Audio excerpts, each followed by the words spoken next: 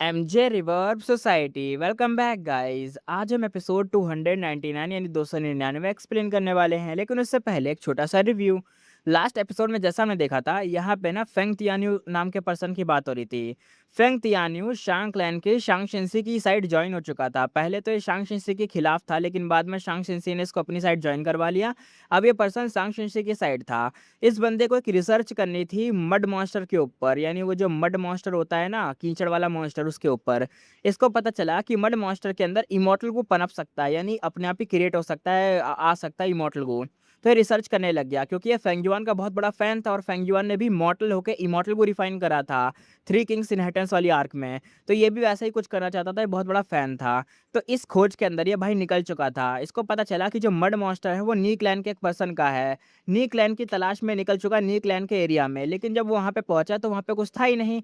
और हम ये बात जानते हैं कि नी क्लैन को फेंगयुआन ने पूरा का पूरा एब्जॉर्ब कर लिया। फेंगयुआन के इमॉर्टल प्राइवेसी के अंदर, यानी सविनर इमॉर्टल प्राइवेसी के अंदर नी क्लैन वहाँ पे अब रहता है। इसलिए रियल वर्ल्ड में भी वो नहीं रहता, सविनर इमॉर्टल बॉडी के अंदर रहता है। अब यहाँ पे इसको तो मिला नहीं अपने फेंग तियानियों को नी क्लैन, तो ये बंदा सोचने लग गया कि चलो जो मड मॉन्स्टर मेरे पास अभी है, जो कि नी क्लैन से ही बना है, नी क्लैन का पर्सन ही मड मॉन्स्टर बनता है, और मड मॉन्स्टर के अंदर इमॉर्टल गू का कोई संकेत हो सकता है, कुछ चीजें हो सकती हैं। तो बंदा उसी के ऊपर रिसर्च करने लग गया। तो अब रिसर्च करनी थी, मड मॉन्स्टर को खिलाना पिलाना था, तो ये बंदा पहुंच गया रोटेन मड माउंटेन के ऊपर। इस माउंटेन के ऊपर मड वाली चीजें मिल जाती थी, तो यहाँ पे मॉन्स्टर को खिलाया पिलाया गया। उससे पता चला कि यहाँ पे जो मड मॉन्स्टर है इसको ग्रो करवाया जा सकता है। इसने ग्रो करवाया तो पता चला कि मड मॉन्स्टर अब जो अटैक करेगा, कुछ करेगा ना, तो उसके अंदर से क्यूआई पाथ के दामाग भी वो फेंक सकता है, क्रिएट हो जाएंगे और फेंक सकता है। ये सब डिस्कवरी हुई थी। स्टार्ट करते हैं अपना new episode, let's start. Scene यहाँ पे हम फेंगजुआन का देखते हैं। फेंगजुआन कहता है ये लक बहुत अजीब है। उसने एक अजीब सा लुक दिया अपनी लक को देखकर, कुकिंग लक पॉट के ऊपर जो उसका लक दिख रहा था। इस ड्यूरेशन में उसका लक ग्रो तो हुआ था, लेकिन 3 वेरिएबल का सेपरेशन अभी भी और क्लियर हो चुका था। फेंगजुआन कहता है मैं रोज स्ट्रांग तो हो रहा हूँ, लेकिन 3 वेरिएबल नॉर्मल नहीं है। उन्होंने सिचुएशन को फिर से स्टेबल कर दिया, यानी फेंगजुआन भी स्ट्रांग हो रहा है, वो भी साथ साथ में स्ट्रांग हो रहे हैं। फेंगयुआन कहता है कि अगर मेरा अलग सॉलिड हो जाए तब शायद थोड़ा सा चेंज आएगा, मैं थोड़ा सा ऊपर उठूंगा और बच पाऊंगा। फेंगयुआन अंदर अंदर अजीब सा सोच में सोच रहा था। अभी उसको सविनर इमोर्टल प्राइमेसी स्टेबलाइज करना था, प्रॉब्लम बढ़ रही थी। उल्टा उसके एक्सपेक्टेशन के उसे लगा था कि टाइम के साथ कम होगी, लेकिन भाई यहाँ पे तो प्रॉब्लम टाइम के साथ बढ़ रही है। सोचा था कि कम होगी, लेकिन क्या बोले, मजबूरी में उसने वेरिएंट ह्यूमन अलायंस के गुई मॉडल को अंदर डाल दिया। सब दिन रात काम कर रहे थे, स्टेबल करने में लगे हुए थे इमोर्टल प्राइमेसी को, क्योंकि यहाँ पे दामक इंक्रीज हो रहे हैं तो अनस्टेबल हो रहा है ना प्राइमेसी, इसलिए फेंगजुआन भी खुद एक्शन ले रहा था, तब जाके सिचुएशन टेम्परली स्टेबल हुई थी। साथ ही उसको अपना कॉम्बैक्ट सिस्टम भी बनाना था, और सबसे इंपॉर्टेंट रिफाइनमेंट पाथ में वेनरेबल बनना था। वेनरेबल बनने में मतलब बनने से पूरे लेवल का एकदम चेंज आता है, खतरनाक ही लेवल का। रिफाइनमेंट पाथ के दो मेन स्टाइल थे, हेरी man heaven and earth style और ह्यूमन आइसोलेशन स्टाइल। फेंगयुआन का हेरी मैन स्टाइल ऑलरेडी पीक पे था, आगे इंप्रूव नहीं हो सकता था।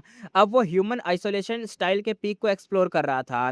उसको क्विंग चाओ के स्टाइल से पैराडाइज अर्थ के एक्यूमुलेट वर्च्यू टेक्निक से काफी इंसाइट मिला था। नी क्लैन के लोग अपनी बॉडी में इमोर्टल गू बना सकते हैं। ये नी रैन का ह्यूमन पाथ रिफाइनमेंट टेक्निक का रिजल्ट था। एक्चुअली ये रेड लोटस डीमन वनरेबल के मेथड जैसा ही था, फेड गू को डिस्ट्रॉय करना और दोबारा से एग्जिस्ट होने से रोकना। फेंगयुआन कहता है अगर मैं नी क्लैन से नी रैन का टेक्निक रिवर्स डिड्यूस कर लूं तो रिफाइनमेंट पाथ का एक बड़ा सा गैप फिल हो जाएगा, शायद मैं सुप्रीम ग्रैंड मास्टर भी बन जाऊंगा।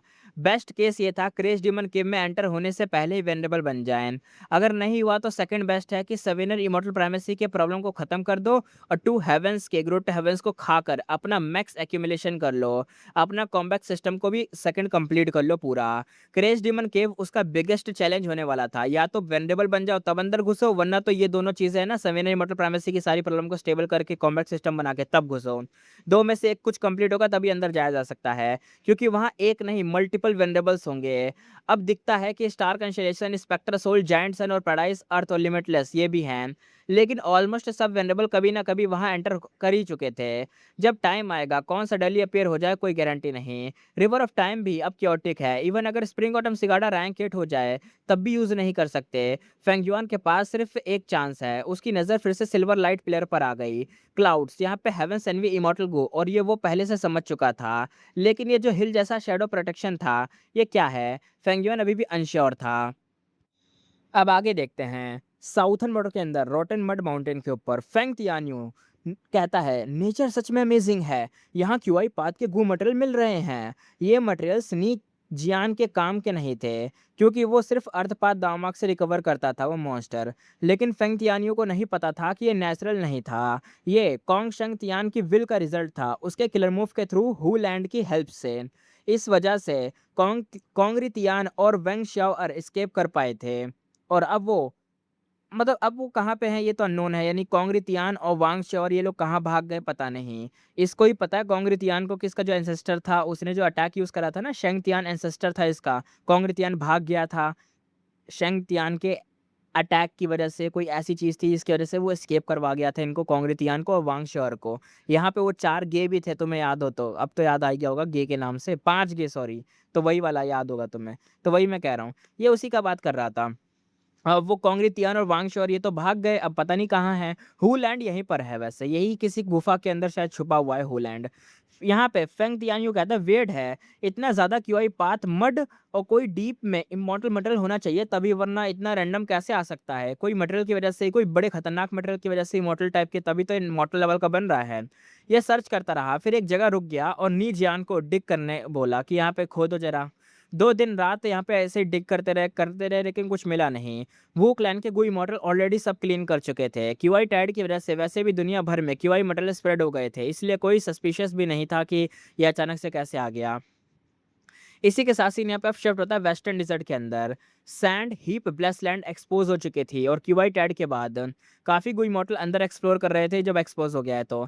इन्वायरमेंट यहाँ का कैसा था, डेंजरस था भाई, तेज हवा चल रही थी, कटिंग सैंड वाली थी, सैंड वेव हर जगह ऊपर नीचे हो रहे थे और सैंड इतनी खतरनाक कि भाई ग्राइंडर की तरह घूम रही है, अब तुम्हें दफन कर डालेगी, जरा सी गलती जिंदा दफन हो जाओगे। सेफ जगह सिर्फ सैंड हीप्स थे, हर हीप के अंदर स्पेस था, स्पेस और रिसोर्स से भरा हुआ। एक सैंड हीप के अंदर कुछ गू मास्टर रैंक 5 मटेरियल के अराउंड खड़े थे, विजडम बीट्स ग्रास था इसका नाम। एटमॉस्फेयर टेंस था, एक गू मास्टर कहता यार मैंने इसको पहले देखा था, दूसरा कहता बकवास हमने पहले इसको ढूंढा है, तीसरा कहता सबको शेयर मिलेगा यार चिल करो। तभी एक अचानक से अटैक आता है, विक्टिम कहता है मोली तू अटैक करेगा क्या मुझ पे? पता चला कि मोली नाम के बंदे ने शायद अटैक कर दिया, सब अलर्ट हो गए। मोली मिडल एज था, दाढ़ी वाला था, व्हाइट स्कार्फ के साथ ट्रायंगुलर आईज थी और सिनिस्टर स्माइल के साथ हंस रहा था। मोली कहता है मैं तुमसे सबसे ज्यादा अलर्ट था, अब तो इंजर्ड है, मेरा बिगेस्ट ऑब्स्टिकल गया, हा हा अब तुम सब मरोगे। सब गुस्से में थे, एक गुमास्टर कहता पागल हो गया है क्या, दूसरा गुमास्टर कहता अकेले सबको मारेगा तू, है इतना दम है तेरे अंदर, तीसरा कहता है सब मिलकर इसको ही खत्म करते हैं मोली को। सब अटैक करते हैं, मोली भी एक्साइटेड हो जाता है। मोली कहता आओ अब मैं तुम्हें अपनी असली पावर दिखाऊंगा। उसकी बॉडी से ब्लू इलेक्ट्रिसिटी निकलती है, वो हवा में उड़ता है, इलेक्ट्रिक आर्क स्टेबल होकर थ्रेड बन जाते हैं और उसकी बॉडी को कवर करते हैं, एकदम स्पाइडर वाले थ्रेड्स उसकी बॉडी के आसपास घूम गए थे। स्पाइडरमैन का जो विलन नहीं था जिसके बहुत सारे हाथ आ गए थे, वैसे टाइप का एक बंदा खड़ा था। मोली कहता है गोल्डन रेड आर्मर और उसके जितने भी थ्रेड्स हैं सामने आ जाते हैं। तब यहाँ पे ना क्रैक क्रैक आवाज आती है, उसकी बॉडी से आर्मर के पीसेस निकलते हैं, इलेक्ट्रिक थ्रेड को फॉलो करते हुए फुल आर्मर बन जाता है। जैसे होता है ना कि बॉडी से कपड़ा निकला, थ्रेड यहाँ पे स्टिच कर गए, मैंने सिल दिया उसको और एक आर्मर बन गया। और एक पल में ही यहाँ पे मोली फुल बॉडी आर्मर में कवर हो गया। अरे ये मोली वही बंदा तो नहीं है? तुम्हें याद होगा पहले भी मैंने एक्सप्लेन करा था कि मोली शायद एक बंदा था, उसके साथ ना एक अदर वर्ल्ड डीमन भी था। कोई पता नहीं एक बंदा था अदर वर्ल्ड डीमन, वो भूल गया था अपनी याददाश्त, उसने ड्रामा करा था कि मैं याददाश्त भूल गया, वो किसी की बॉडी में ट्रांसफर हो गया था, दूसरी दुनिया का बंदा, उसकी सोल यहाँ पे आ गई थी और मोली ने उसको बचाया था, फिर दोनों सफ़र कर रहे थे लेकिन फिर कुछ नहीं कर पाए थे। शायद ये मोली वही है या कोई दूसरा भी हो सकता है, आगे जाके धीरे धीरे पता चल जाएगा। आगे देखते हैं। Golden red armour metallic shine कर रहा था, उससे एक डोमिनेटिंग ऑरा निकल रही थी। मोली सीधा गू मास्टर पर ईगल की तरह चार्ज करता है। शुरू में गू मास्टर ने फुल पावर से अटैक करा लेकिन आर्मर को कोई डैमेज ही नहीं हुआ, सिर्फ हल्का सा एकदम थोड़ा बहुत हिला था। सब यहाँ पे शॉक हो गए, गू मास्टर के फेस यहाँ पे सफेद पड़ गए, वो डिफेंड करना और डॉज करने लग गए कि अरे यार सामने वाला बंदा खतरनाक है। मोली बिना रुके ब्रूट फोर्स से चार्ज कर रहा था। कई गू मास्टर सीधा उसके कोलाइजन में ही मर जा रहे थे, यानी लड़के ही मर जा रहे थे। बाकी लोगों का फाइट का विल यहाँ पे टूट गया था, सब यहाँ पे अब भागने लग गए मोली से डरकर। आर्मर के अंदर मोली एकदम भाई कोल्ड हंसी हंसता है, फिर किलर मूव एक्टिवेट करता है। गोल्डन रेड आर्मर दोनों हाथ आगे करता है और पाम्स पर सर्कुलर मार्किंग यहाँ पे शाइन करते हैं और वूश आवाज़ आती है। इलेक्ट्रिक एरोस हाई स्पीड से निकलते हैं और जो भी यहाँ पे भागने की कोशिश कर रहे थे, एक-एक करके सब मर जाते हैं। बैटलफ़ील्ड तुरंत ही यहाँ पे साइलेंट हो जाता है। मूली धीरे से लैंड करता है ज़मीन पर। आर्मर के पीसेस में टूट कर गायब हो जाता है। इलेक्ट्रिक थ्रेड भी धीरे-धीरे यहाँ पे गायब हो जाता है। मूली आधा घुटनों के मतलब घुटनों पर गिरता है। उसकी साँसें हैवी थी, फेस पसीने से भरा हुआ था। मोली कहता है पावर तो ज़बरदस्त है, लेकिन कॉस्ट बहुत हाई है। सिर्फ़ कुछ सेकंड में ही मेरा primal essence, stamina, mental energy सब यहाँ पे ख़त्म हो गया। अब तुम सपोर्ट नहीं देते, मैं आधा टाइम भी सर्वाइव नहीं करता। तो पेंगडा की सोल यहाँ पे बाहर आता अच्छा था। देखा वही मैं कह रहा था, मोली वही बंदा है। पेंगडा नाम का एक बंदा था जो मर गया था, उसकी बॉडी के अंदर दूसरे दुनिया के मतलब पर्सन की सोल आ गई थी।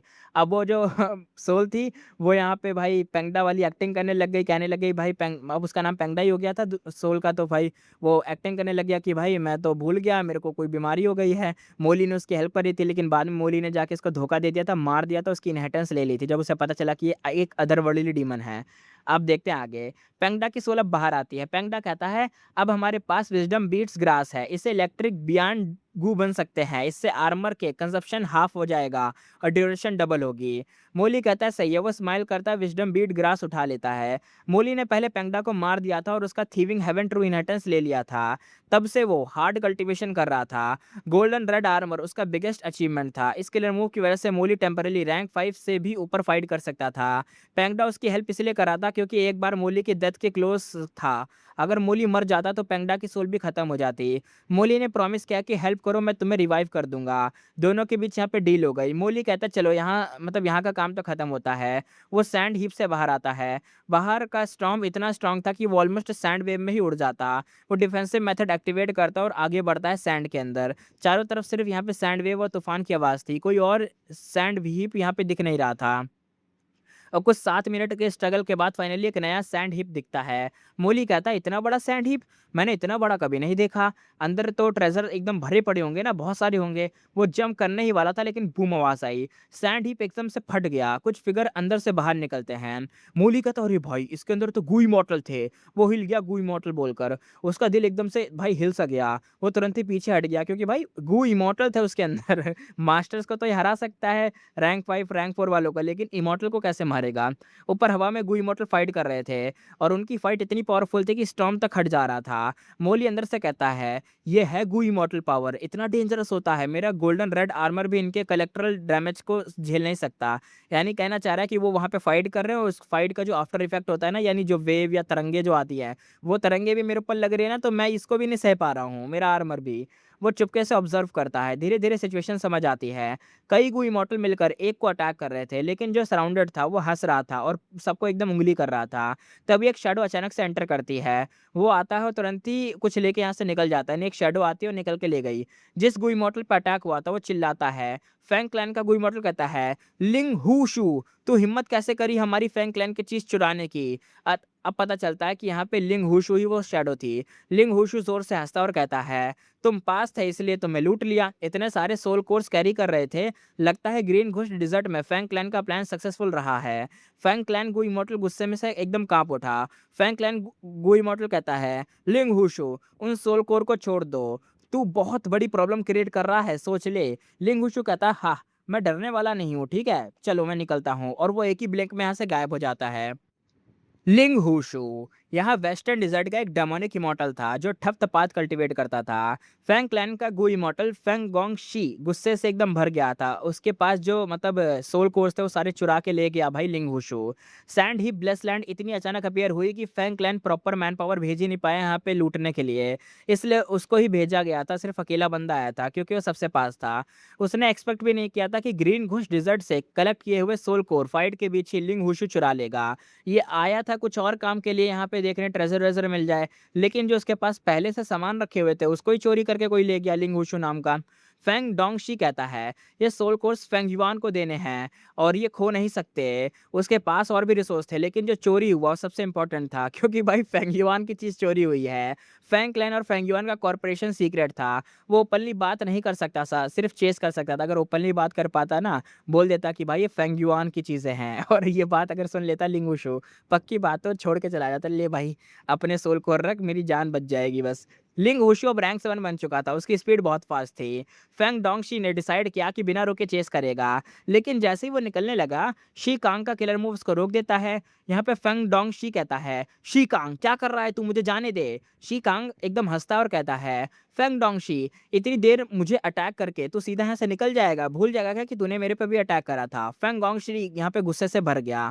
फेंग डोंगशी कहता है, तू लकी है कि मैं तुझे अटैक नहीं कर रहा अभी इस वक्त पे। क्या तू लिंग हुशु के साथ मिला हुआ है? शी क्लैन जैसे बड़े क्लैन का एक डेमोनिक के साथ अलायंस भी है क्या? वो जानबूझ के ऐसा झूठा इल्जाम लगा रहा था, लेकिन इस डिस्ट्रैक्शन से लिंग हुशु ऑलरेडी गायब हो चुका था। शी कांग जोर से हंसता और कहता है, मैं सालों से क्लोज्ड कल्टीवेशन में था, ये मेरी पहली फाइट है, इससे मेरा नाम पूरी दुनिया में फैलना चाहिए। शी कांग कहता है, कोई नहीं भागेगा, सब लड़ोगे, तुम मेरे नाम के स्टेपिंग स्टोन बनोगे, यहाँ पे मैं तुम सबको मार दूंगा, मेरा नाम मशहूर होगा वापस से वेस्टर्न डिजर्ट के अंदर। बाकी गुई मॉटल का फेस यहाँ पे डार्क हो गया। फेंग डोंगशी दांत एकदम कस लिया और कहता है, तू मेरे को उंगली कर रहा है, इसलिए हमने तुझे घेरा है, हम राइटियस पाथ के हैं, इसलिए फुल पावर यूज नहीं की, अब तू हद पार कर रहा है, सब लोग अटैक करो इसके ऊपर। दूसरे गुई मॉडल भी रेडी थे। एक गुई मॉडल कहता है, देखते हैं क्या सीख के आया है तो क्लोज कल्टीवेशन में। दूसरा कहता है, कुछ साल में इतना एटीट्यूड तेरा बढ़ गया है डेमोनिक। इस बार फेंग डोंगशी पहले अटैक करता है, बाकी सब यहाँ पे साइड से सपोर्ट देते हैं। थोड़ी देर बाद वो यहाँ पे स्वैप करता है, उसकी जगह दूसरा गुई मॉडल आता है और सब यहाँ पे टर्न बाय टर्न शी कांग को अटैक कर रहे थे। शी कांग को ब्रेक लेने का चांस भी नहीं मिलता। शी कांग डेमोनिक पाथ का था, प्रेशर पहले से कई गुना ज्यादा बढ़ चुका था, सिचुएशन उसके अगेंस्ट जा रही थी, लेकिन वो एक्साइटेड होकर हंसने लग गया। शी कांग कहता, आओ और आ जाओ भाई, अब देखते हैं। ये सब हो रहा था और दूर से मोली इन सब चीजों को देख रहा था। काफी देर ऑब्जर्व करने के बाद वो दांत एकदम कस के डिसीजन लेता है। मोली उससे सबसे बड़े सैंड हीप की तरफ फ्लाई करता है। मोली अंदर से कहता है, गु इमोर्टल यहाँ से निकले हैं, मतलब रिसोर्स छोड़ के गए होंगे जो उनके काम के नहीं हैं। मोली कहता है, रिक्स में ही तो प्रॉफिट है, वो ऊपर फाइट कर रहे हैं, मैं नीचे से चुपके से जाता हूँ, अंदर चला जाऊंगा। वो असल में एक मर्चेंट था, उसका रिस्क टेकिंग एक तरीके से इंस्टिंक्ट एक्टिवेट हो गया था, मतलब उसका दिमाग कह रहा था या गट या कुछ भी कह लो, उसके अंदर से आवाज आ रही थी कि भाई रिस्क ले, यहीं पे फायदा होगा।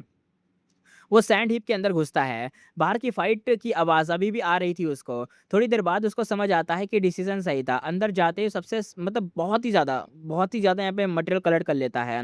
पहले यहाँ वाइल्ड बीस्ट और डेंजरस प्लांट थे, लेकिन भाई गुई मॉडल गए, सब कुछ मार दिया, क्लियर हो गया था रास्ता। हर जगह बीस्ट के भाई लाशें-वाशें पड़ी थी। 1000 बीस्ट किंग, इवन भाई मैड बीस्ट किंग तक की लाशें पड़ी थी। जो गुई मॉडल के लिए यूज़लेस था, वो मूली के लिए ट्रेज़र था। जैसे फ्री में लूट मिल रही हो। मूली कहता है, हम तो अमीर हो गए भाई। वो और आगे बढ़ता है, उसको जाइंट गड्ढे और पॉइजनस ब्लड भी दिखता है। और और क्लियर था कि डेसोलेट बीस्ट को गुई मॉर्टल ले गए, लेकिन फाइट के निशान अभी भी रह गए हैं। मोली अंदर से कहता, अगर मैं पहले आता तो शायद इन बीस्ट का खाना बन जाता। अब वो कोर एरिया में पहुंचता है, ये सबसे वैल्यूबल जगह थी, लेकिन सब ऑलरेडी लूट हो चुका था। मोली कहता, अगर एक लीफ भी मिल जाए इमॉर्टल मटेरियल का तो जैकपॉट होगा।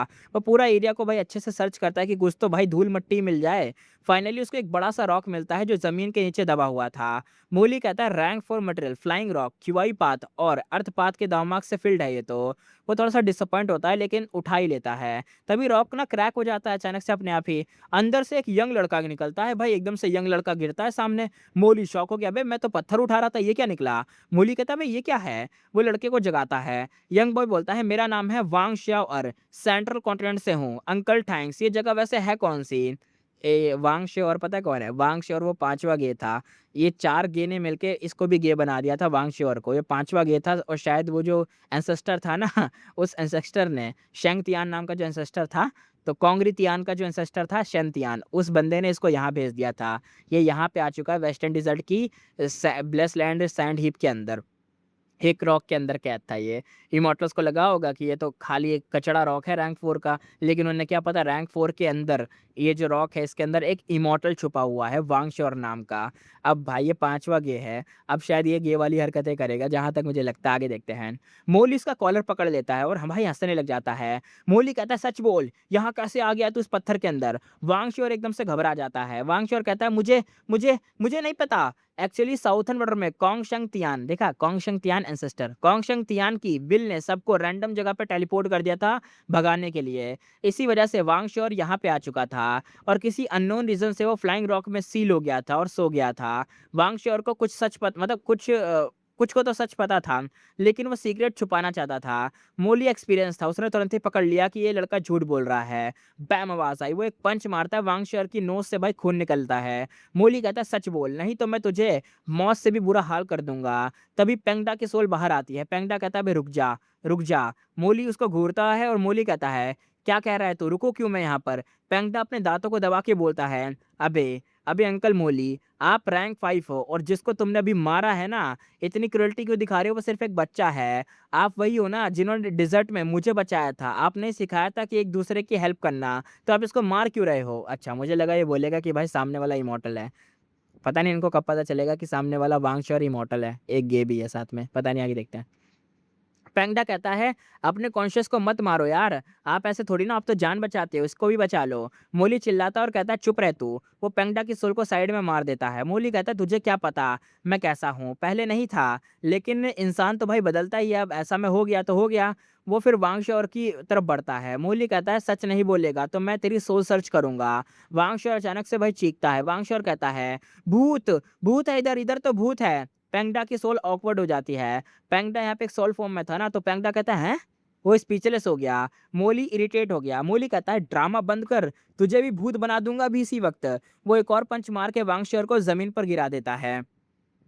लेकिन अब आगे देखते हैं। अचानक से एक अजीब एक्जिस्टेंस हँसी के साथ अपीयर होती है, यानी हँसते हुए। एक अननोन चीज़ थी। वो अननोन चीज़ कहती है, "गुड, अमेजिंग, यंग मैन, मुझे तुम पसंद आए।" मोली, वांगश्योर और पेंगडा की सोल तीनों भाई सीरियस हो जाते हैं क्योंकि एक अननोन चीज़ थी। तीनों उस अननोन चीज़ को घूरते हैं। वांगश्योर शॉक में कहता है, "बोलता हुआ सूअर? ये क्या? मतलब सूअर बोलते भी हैं क्या? और सिर्फ़ इसकी मतलब सिर्फ़ इसका हेड है, बॉडी कहाँ है? मतलब एक उड़ता, बोलता हुआ हेड वाला सूअर।" मूली एक्साइटमेंट में एकदम हिल जाता है। मूली कहता है, "इडियट, ये सैंड ही ब्लेसलैंड का लैंड स्पिरिट है, पागल।" वो तुरंत ही आगे बढ़ता है। मूली कहता है, "बताओ लैंड स्पिरिट, तुम्हारा कंडीशन क्या है न्यू मास्टर के लिए?"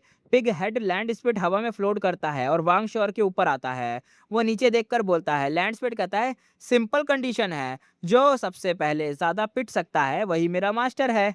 क्या बोलूँ यार मैं? सबसे ज़्यादा पिटा कौन है? ये 5वां नंबर वाला गे, वांगशोर पिटा है सबसे ज़्यादा और इसको ये मास्टर अरे क्या बोले? वांगशोर को देखकर हँसता है। लैंडस्पीड कहता है, "यंग मैन, मुझे तुम पसंद आए, तुम पिटे हो कुत्ते की तरह।"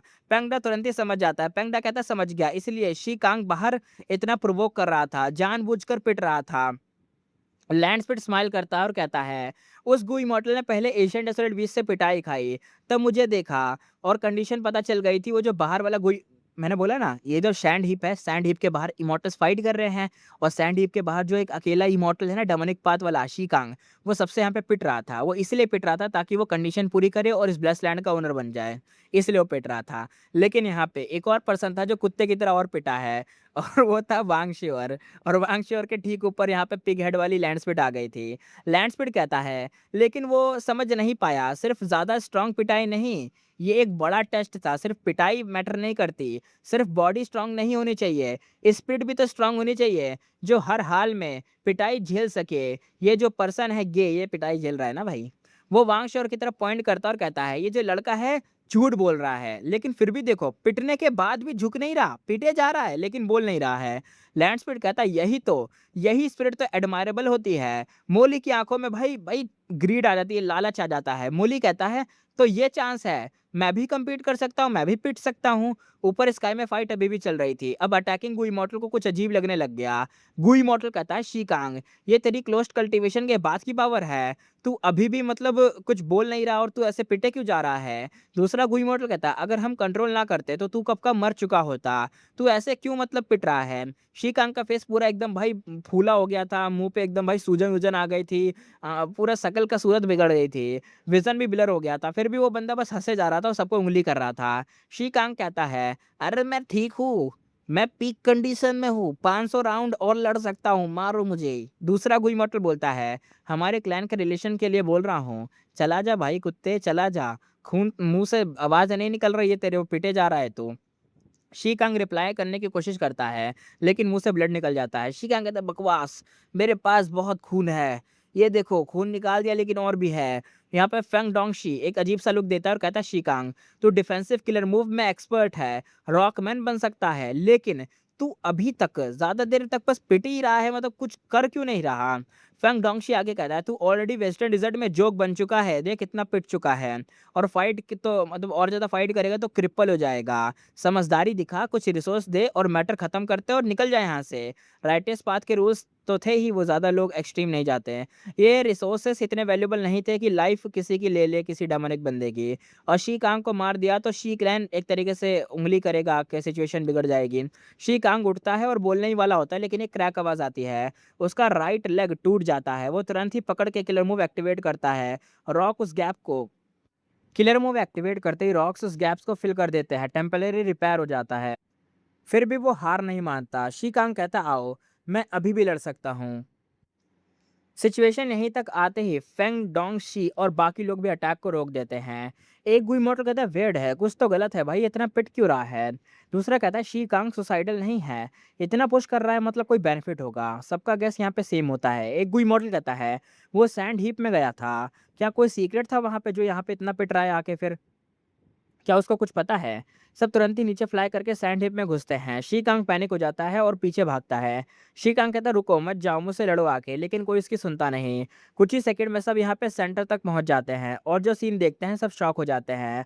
मोली जमीन पर पड़ा था और लेग्स उसके हर जगह, मतलब लेग फैले हुए थे, दर्द में एकदम कांप रहा था, दांत भी एकदम भाई कस करके एकदम कांपे जा रहा था। वांग शर उसके सामने खड़ा था और सीधा उसके मोस्ट वाइटल पार्ट को किक मार रहा था। साइड में पेंगडा की सोल भी अटैक कर रही थी। पिग हेड लैंडस्पीड साइड में खुश होके चीयर कर रहा था। लैंडस्पीड कहता है, अमेजिंग है, यही तो असली बीटिंग स्पीड होती है, यही, और मारो और मारो। लैंडस्पीड दोबारा कहता है, अपनी वीकेस्ट जगह एक्सपोज करके इतनी पिटाई लेना, क्या करज है तुम्हारे अंदर मोली, क्या करज है? मोली, तुम गिव अप नहीं कर रहे, तुम्हारा स्पिरिट मुझे इम्प्रेस कर रहा है, ऐसे इम्प्रेस करो और मुझे। मोली रो पड़ता है दर्द से। मोली कहता है, तू क्या मुझे ऐसे मास्टर बनाओगे अगर मैं ये सब सहता रहूंगा? लैंडस्पीड एकदम सीरियस फेस बनाता है और कहता है, बस थोड़ा सा और, तुम ऑलरेडी शी कांग से आगे हो। मोली ऑलमोस्ट टूट जाता है। मोली कहता है, तू पहले यही बोला था और अभी भी सेम ही लाइन रिपीट कर रहा है। तब यहाँ पे देखते हैं फेंग गोंगशी तुरंत ही रिएक्ट करता है और कहता है, रोको उन्हें, रोको, इसी वक्त रोको। गुई मॉर्टल कहता है, एक मॉर्टल ब्रेस्ट लैंड ले लेगा? इम्पॉसिबल, ऐसा हो ही नहीं सकता। लैंड स्पीड की ये कंडीशन थी क्या? सब अटैक करते हैं। शी कांग भी ज्वाइन करता है रिलीफ के साथ। शी कांग अंदर से कहता है, ये लोग नहीं आते, मैं हार जाता इस पागल मॉर्टल से। अच्छा हुआ ये लोग यहाँ आ गए, इनके पीछे पीछे मैं आ गया, वरना मुझे तो पता ही नहीं होता अंदर ये सब चल रहा है। पावरफुल इमॉर्टल मूव सुनामी की तरह गिरते हैं। मोली का ग्रुप वही एकदम सफेद पड़ जाता है। वांग श्योर कहता है, मैं तो गया माँ, मैं तो गया। वो भागने लगता है। मोली कहता है, लैंड स्पीड हमें बचाओ। लैंड स्पीड हेड शेक करता है और कहता है, मैं हेल्प नहीं कर सकता, सिर्फ बीटिंग स्पीड नहीं, स्ट्रेंथ भी चाहिए, ठीक है?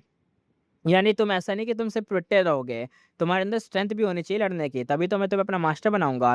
जैसे ही सब एक तरीके से मरने वाले होते हैं, बूम आवाज आती है, सब किलर मूव एक ही मोमेंट में डिस्ट्रॉय हो जाते हैं। सब शॉक हो जाते हैं। एक गोई मॉडल कहता है, कौन है, किसने बचाया इनको?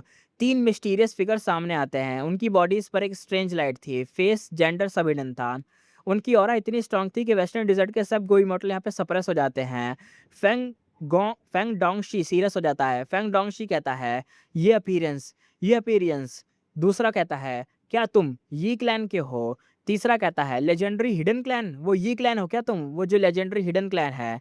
यी क्लैन के बारे में बताया जाता है। यी क्लैन एक सीक्रेट सुपर फोर्स क्लैन है, जिसका एग्जिस्टेंस सिर्फ रूमर्स में था, बस कहते थे कि वो एग्जिस्ट करता है, लेकिन देखा नहीं कभी।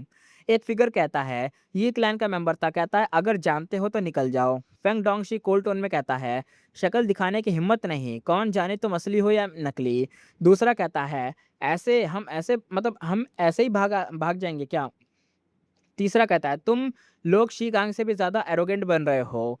शी कांग साइड में ऑकवर्ड हो जाता है। दूसरा बोलता है, ये क्लैन का मेंबर, शी कांग का रिजल्ट देख लो, तुम्हारा भी वही होगा जो उसका भी हुआ है। शी कांग तो स्पीचलेस हो जाता है। फिर फुल बैटल स्टार्ट होती है। ये क्लैन के तीन लोग परफेक्टली कोऑर्डिनेटेड थे। उन्होंने क्लियरली सालों तक ट्रेनिंग की थी। वो अपर हैंड ले लेते हैं सबको हराते हुए, लेकिन वेस्टर्न डिजर्ट की साइड पर नंबर ज्यादा थे। बैटल क्योटिक हो जाता है। Pig head land speed side में फ्लोट करके एक्साइटेड हो जाता है, सबकी फाइट देख रहा होता है। गू इमॉर्टल अब इंटेंशनली अटैक ले रहे होते हैं, डॉज नहीं करते, वो अपने आप ही पिट रहे होते हैं। सब यहाँ पे मास्टर बनना चाहते थे इस ब्लेस लैंड का। साथ ही मोली के लिए भी फाइट हो रही थी, क्योंकि लैंड स्पीड उसे पसंद करता है। फाइनली एक वियर्ड इंटेंस बैटल के बाद ये क्लैन मोली को ले जाता है और फेंग डोंगशी वांगशियर को कैप्चर करता है और विनर यहाँ पे शी कांग बन जाता है। शी कांग फाइनली ब्लेस्ड लैंड का मास्टर बन जाता है। उसकी सारी पिटाई बेकार नहीं गई थी। बाद में फेंग डोंगशी फेंग क्लैन लौट कर सब रिपोर्ट देता है कि देखो ये सब हुआ है, ये मैटर फेंग युआन से रिलेटेड था, इसलिए Feng clan Feng gong meeting बुलाता है। डिस्कशन यहाँ पे स्टार्ट होता है। फेंग क्लैन के मेंबर कहते हैं लिंग हुशु को मार देते हैं, वही हमारा सामान लेके भागा था ना। दूसरा फेंग क्लैन का मेंबर कहता है प्रॉब्लम है, फेंग युआन को क्या बोलेंगे, उसको तो मार देंगे ठीक है, लेकिन फेंग युआन का क्या। तीसरा कहता है सच बोलते हैं यार, फेंग युआन को बता देते हैं कि वो हमारा सामान लेके भाग गया, फेंग युआन उसको खुद ही मार देगा। तीसरा फेंग क्लैन का मेंबर कहता है वो ठप-थपात का एक्सपर्ट है, हम पकड़ नहीं सकते, फेंग युआन इजीली उसको मार सकता है, हम तो नहीं मार पाएंगे। एक आवाज़ यहाँ पे मना करती है, फेंग डीचेंग। अब वो वापस फ्री था, अब वो वापस फ्री है, रैंक 5 बॉडी में फिर से इमॉर्टल बनने की प्रिपरेशन कर रहा है और असली वाला फेंग डीचेंग है, ठीक है? असली वाला फेंग डीचेंग। फेंग युआन ने शायद असली वाले फेंग डीचेंग की सोल को रिलीज़ कर दिया होगा, इन लोगों ने फेंग डीचेंग को रिवाइव कर दिया होगा, तो ये असली वाला फेंग डीचेंग है। फेंग डीचेंग कहता है ये गलत मूव होगा, सब उसकी तरफ देखते हैं। फेंग डीचेंग कहता है ज़्यादा चांसेस किस बात के हैं, फेंग युआन लिंग हुशु को मारेगा या हमें पनिश करेगा। सब चुप हो गए क्योंकि बात सही थी। फेंग डीचेंग एक्सप्लेन करता है और कहता है फेंग युआन हमसे डील क्यों कर रहा है, क्योंकि हम ग्रीन घोस्ट डिजर्ट के पास रहते हैं और सोल कोर्स चाहिए अपनी सोल को कल्टीवेशन के लिए। उसने शैडो सेट का इनहेरिटेंस लिया है। अगर हम इतना बेसिक काम भी नहीं कर पाए कि हम सोल कोर को प्रोटेक्शन भी नहीं दे पा रहे, उसे भिजवा भी नहीं पा रहे, तो हम किस बात के, हम तो यूजलेस हो जाएंगे उसके लिए। वो फिर खुद ही आके सब कुछ ना कर ले, अगर वो हमारी जरूरत मतलब हम इतने यूजलेस हैं तो। रूम का एटमॉस्फेयर ठंडा पड़ जाता है, सबको समझ आता है कि हाँ बात तो सही है, अगर हमारी वैल्यू खत्म हुई तो भाई फेंग युआन तो हमें छोड़ने वाला नहीं। आगे देखते हैं। फेंगोंग यानी फर्स्ट सुप्रीम एल्डर अपना सर हिलाता है। फेंगोंग कहता है मैं फेंग डीचेंग की बात से एग्री करता हूँ। फेंग युआन ने हेवेली कोड को भी क्रश कर दिया था, हमारी फेंग क्लैन तो उसके सामने कुछ भी नहीं है, हम उससे फाइट ही नहीं कर सकते और उसके साथ ट्रेड करके हमें बहुत फ़ायदा तो देखो मिला ही है। उसके पास जो इमॉर्टल मटेरियल है वो हमारे लिए बहुत वैल्यूबल हैं। तो यहाँ पे फेंग डोंगशी यहाँ पे टेंशन में था क्योंकि भाई उसके हाथों से सब चोरी हुआ है ना। फेंग डोंगशी कहता है लेकिन इस बार सोल कोर्स कम है यार, कल डिलीवरी का दिन है, डिले का रीज़न क्या देंगे कि डिले हो गया। तो अगर फेंग युआन इन्वेस्टिगेट करेगा तो तुरंत पकड़ लेगा, लेकिन अगर सच बोल दिया तो हमारी वैल्यू उसकी नज़र में गिर जाएगी। फेंग डीचेंग यहाँ पे कामली कहता है कि सच बोलेंगे और जो सोल कोर्स कम है वो किसी और चीज़ से कंपनसेट करेंगे, बस फेंग युआन सेटिस्फाई होना चाहिए। फेंग हुआ शेंग यहाँ पे वरिड हो गया। फेंग हुआ शेंग कहता है फेंग युआन के पास भाई बहुत वेनरेबल लेवल की इनहेरिटेंस है, उसके स्टैंडर्ड के हिसाब से हमारे पास ऐसा कौन सा मटेरियल है जो उसको सेटिस्फाई कर देगा। हमारे पास कुछ वैल्यूबल चीज़ें हैं लेकिन वो हमारी फाउंडेशन है, क्या हम लिंग हुशो के चक्कर में अपनी फाउंडेशन दे देंगे फेंग युआन को। फेंग डीचेंग हंसता है और कहता है तुम लोग ओवरथिंक कर रहे हो, ये प्रॉब्लम तो ईजी है। तो फेंग गोंग कहता है बताओ फिर प्लान क्या है तुम्हारा। फेंग डीचेंग कहता है कि हमने वांग शिव अर का सोल सर्च किया ना, वो मॉर्टल है लेकिन उसका बॉडी और एक्सपीरियंस स्पेशल है। हम मतलब हमें ना हमें हू लैंड के बारे में पता चल गया है। और कैसे पता चला तुम्हें याद होगा, जो अपना वांगश्योर था ये 5वां गे था। ये 5 गे प्लस कॉन्ग्रितियान और एक और पर्सन था वो, ये सारे पर्सन उस गुफ़ा के अंदर फँस गए थे। तो यहाँ पे कॉन्ग्रितियान का एंसेस्टर जो भी शेंग शांगतियान था, उसने क्या कहा कि मैं तुम सबको यहाँ से भगा दूँगा, मेरे पास जो हू लैंड है वो यहीं पे हम सेफ रखेंगे इस गुफ़ा के अंदर। तो भाई ये बात तो वांगश्योर को भी पता है ना कि हू लैंड वहीं पर है और इन लोगों ने इसकी सोच सर्च करी तो इसे पता चल गया कि भाई हू लैंड वहीं पर है, ये बंदा उस जगह से यहाँ तक आया वेस्टर्न डिज़र्ट तक। तो अब ये लोग बता देंगे शायद। फेंग डीचेंग कहता है वो स्केड्यूल डोमेन अब वू क्लैन के पास है, ये इन्फॉर्मेशन फेंग युआन को दे देते हैं, वो सेटिस्फाई हो जाएगा। कुछ लोग डाउट में कहते हैं फेंग क्लैन मेंबर क्या मतलब फेंग क्लैन का एक मेंबर था, वो कहता है क्या ये काम कर जाएगा या नहीं करेगा। तो फेंग डीचेंग हेड शेक करता है, कहता है फेंग युआन नॉर्मल इंसान नहीं है, स्पेक्ट्रल सोल और क्विंग चाउ मर चुके हैं, क्यूआई जो सप्रेस हो चुका है, क्यूआई सेंसेस्टर को भी उसने हरा दिया था लास्ट टाइम जो फाइट हुई थी। अब वो दुनिया का नंबर 1 डीमन है। इवन अगर वू क्लैन स्ट्रांग है, वो हूलैंड प्रोटेक्शन नहीं कर पाएगा, हूलैंड को अपने पास रख नहीं पाएगा फेंग युआन के चलते। फेंग गोंग डिसीजन लेता और कहता है ठीक है, वही करते हैं, अगर फेंग युआन सेटिस्फाई नहीं हुआ तो फिर और लॉस लेना पड़ेगा। अब यहाँ पे फेंग गोंग कहता है काश हमें हूलैंड पहले मिल जाता, हम चुपके से ले लेते, अब यहाँ पे देना पड़ेगा। मुझे एक चीज़ समझ नहीं आ रही, वू क्लैन ने क्या उस गुफा में जाके हूलैंड को अपने पास ले लिया? मुझे लगा वो वू योंग ने तो मतलब खराब-खराब वो फैला दिया था ना, मानो मानो उनके पास कॉन्ग्रितियान चला गया था, मतलब गया नहीं था, कॉन्ग्रितियान छुप गया था, उनको इन्फॉर्मेशन पता चल गई थी, लेकिन उन्होंने तो झूठ-झूठ बोला था ना कि हमारे पास हूलैंड है और कॉन्ग्रितियान भी इससे बच गया था और हूलैंड भी सेफ था फिर। लेकिन ये लोग तो अब वही इन्फॉर्मेशन बोल रहे हैं। क्या फेंगियोन सैटिस्फाई होगा? ज़्यादातर चांसेस है कि शायद नहीं होगा। और असल में हूलैंड तो शायद उसी गुफ़ा के अंदर है, क्योंकि अभी तक एक बार भी मुझे पता नहीं चला। वू क्लैन वालों ने बस ये बोला था कि हूलैंड हमारे पास है, लेकिन वू योंग ने ये बात झूठ बोली थी ताकि कॉन्ग सेफ रहे और हूलैंड सेफ रहे। हूलैंड अभी भी उस गुफ़ा के अंदर ही है यार, जहाँ पे शेंग तियान की जो एंसेस्टर था, जो उसने वहाँ से सबको भगाया था एस्केप करवाने के लिए, उस गुफ़ा के अंदर हूलैंड है। वही इनहेरिटेंस के अंदर, कोई इमॉर्टली उसको ले सकता है। अब पता नहीं क्या कह रहे हैं, देखते हैं पता चलता है, क्या पता चलेगा। फेंग डीचेंग यहाँ पे सीरियस टोन में कहता है, फेंग सैटिस्फाई हो जाएगा। वो टेरिफाइंग है, लेकिन उसकी सबसे डेंजरस चीज़ उसकी स्ट्रेंथ नहीं, उसका माइंडसेट है। वो छोटी चीज़ों पर फोकस नहीं करता, सिर्फ बड़ा गोल देखता है। और सबसे स्कैरी, वो स्ट्रॉन्गेस्ट होने के बाद भी ट्रेड करता है, ब्रूट फोर्स यूज़ नहीं करता अननेसेसरी। ऐसे इंसान को ना फेंग क्लैन रोक नहीं सकता, ना हेवनली कोड रोक सकता है। सिर्फ एक रिवाइव्ड वेनरेबल ही उसको रोक सकते हैं, यानी कोई अगर जिंदा हो गया वेनरेबल दोबारा से, वही कुछ कर पाएगा। इसी के साथ सीन यहाँ पे अब शिफ्ट होता है सेवेनर इमॉर्टल प्राइमेसी के अंदर, मिनी येलो हेवन के अंदर। नी क्लैन के एक कॉर्नर में एक गू मास्टर जो कई दिन से अनकॉन्शियस था, फाइनली उठता है। वो वीक और एकदम भाई थक चुका था, लेकिन एक्साइटमेंट कंट्रोल नहीं कर पा रहा था। गू मास्टर कहता है, मेरी बॉडी के अंदर मेरी बॉडी के अंदर इमॉर्टल गू बन चुका है। उसकी आंखों में खुशी भर जाती है। गू मास्टर कहता है, अब मेरी लाइफ पीक पर जाएगी। वो रैंक 4 है और नी क्लैन का सीक्रेट जानता है। गो मास्टर अब कहता है कि अब तक सिर्फ 3 लोग सर्वाइव हुए थे ब्लड लाइन कंडेंशन से। अब मैं 4th हूँ जो सर्वाइव कर चुका हूँ। अब मेरे पास भी इमॉर्टल गू है। जो पहले 3 लोग सर्वाइव शायद नहीं कर पाए होंगे, लेकिन इमॉर्टल गू बनता होगा। कहते हैं इसको ब्लड लाइन कंडेंशन। ब्लड लाइन कंडेंशन शायद तभी होगा जब तुम्हारे अंदर इमॉर्टल गू बनेगा, या जब ये बनेगा तभी कुछ भी होता है, ये चीज़ होती है तभी तुम्हारे अंदर इमॉर्टल बनता है। गू मास्टर कहता है, मेरे पास इमॉर्टल गू है, मैं क्लैन का 4th एल्डर बन जाऊंगा। वो अपने फ्यूचर के सपने देख रहा था, लेकिन उसे पता नहीं था कि उसके सारे इसी के साथ सीन यहाँ पे भी शिफ्ट हो जाता है। अब सीन दिखाया जाता है साउथर्न बॉर्डर के वो क्लैन के अंदर। हॉल के अंदर 50 से ज़्यादा गू मास्टर खड़े थे। सब एक साथ रिस्पेक्ट के साथ ग्रीड करते हैं। गू मास्टर कहते हैं, first supreme elder, supreme elder वॉकवान, सुप्रीम एल्डर माउंटेन मूविंग। उसके फेसेस पर, मतलब उन सबके फेसेस पर एक्साइटमेंट और टेंशन दोनों थे। इनमें वाई शेंग जिंग भी है। फाइनली उसको इमॉर्टल बनने का चांस मिला था। साथ में डिवाइन डॉक्टर शेंग शाओ और वू शेंग टोंग जो रिवाइव हुए, और जोंग ही भी हैं। सब अपनी जनरेशन के टॉप जीनियसेस थे। मेन सीट पर वू योंग बैठा था। लेफ्ट लेफ्ट में माउंटेन मूविंग ओल्ड मॉन्स्टर, और राइट में वू क्याओ थी। वो क्याओ था या थी जो भी है। वो योंग कामली कहता है, इमॉर्टल एक्सेशन का इन्फॉर्मेशन तुम सबको मिल चुका है। अब क्लोज्ड कल्टीवेशन करो, जब कॉन्फिडेंट हो तभी बाहर आना, इमॉर्टल बनना। वो क्लैन के इमॉर्टल तुम्हारी ट्रिबुलेशन में फुल हेल्प करेंगे। और अब चले जाओ। सब गू मास्टर रिस्पेक्टफुली यहाँ से निकल जाते हैं। वू योंग यहाँ पे स्माइल करता है और कहता है, माउंटेन मूविंग, इन सब का एक्सेशन तुम हैंडल करोगे। माउंटेन मूविंग ओल्ड मॉन्स्टर तुरंत ही एग्री करता है। माउंटेन मूविंग कहता है, मैं अपनी फुल स्ट्रेंथ लगाऊंगा। ये माउंटेन मूविंग पहले आउटसाइडर हुआ करता था, लेकिन पास्ट में वू योंग ने प्रेशर डाल के उसको वू क्लैन का एक्सटर्नल एल्डर बना दिया। अब वू योंग उसको ट्रस्ट दिखा रहा है। जब वो चला जाता है, वू योंग की नज़र वो क्याओ पर जाती है। अब वो क्याओ अंदर से टेंस हो जाता है। वो पहले हाई पोजीशन पे था, लेकिन उसने गलती की और फेंगयुआन का सपोर्ट किया था डिस्गाइज के अंदर, और एक और फेलियर कॉप्स एम्पर खो दिया। इसलिए वू योंग ने उसको सप्रेस कर दिया था बहुत ज़्यादा।